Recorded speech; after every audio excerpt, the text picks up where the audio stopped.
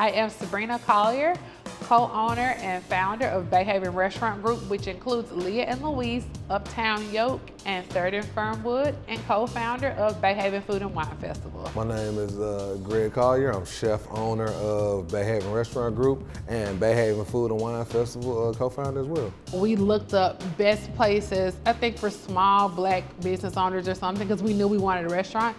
And Charlotte was like, I don't know, maybe top 3 to 5 in that list.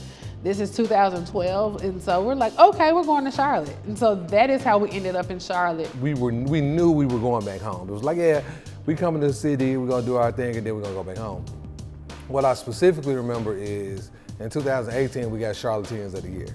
So that was kind of our first impetus to say, okay, well maybe we should stay in Charlotte. And then also in 2018, I got my first James Beard nomination, Best Chef Southeast. So those two things for me were kind of the big clues to say, maybe we should consider staying in Charlotte long term. We came up with the concept because Subrina and I were trying to figure out what's a bistro for Black folks. Like, we're from Memphis. What would a neighborhood restaurant be for Black folks? A bistro is the French version of a neighborhood restaurant. So we were trying to see what would our neighborhood restaurant be, and we landed on Juke Joint. We're like, yeah, a juke joint. Because if you're thinking of a Black, like he said, a Black neighborhood restaurant, you have French bistros, you have pubs, kind of like in Cheers, but what's the Black version of that? And that's how we came up with a juke joint. The name specifically is Leah is my baby sister who passed, and Louise is my granny who passed. So I'm kind of in the middle as far as cooking goes. My sister was very, very innovative to almost to a fault sometimes. She would just try random things and whether it worked or not. My granny Louise is extremely traditional. It's like, yo, this is how you make fried chicken. This is how you do biscuits.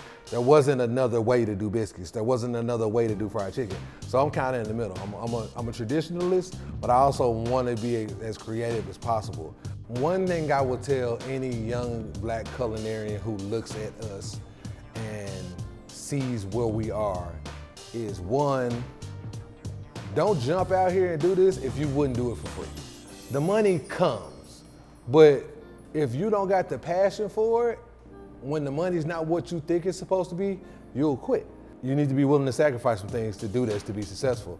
People see our story and look at it like it started with the James Beard, the first one. We've been doing this for like 23, 25 years. People see the last 5 years and they're like, oh man, I want to get to there. It's like, yeah, but you don't see the 18 years under the sea level, so to speak. Make sure when you get in those rooms, you either bring people in those rooms with you or you're speaking about those people in those rooms who can't get in those rooms. We always do it. We get a lot of opportunities sent our way because we work for those opportunities, but we always mention other folks' names in those rooms, and we want to make sure people do the same thing when they get in those rooms. Because people have done it for us.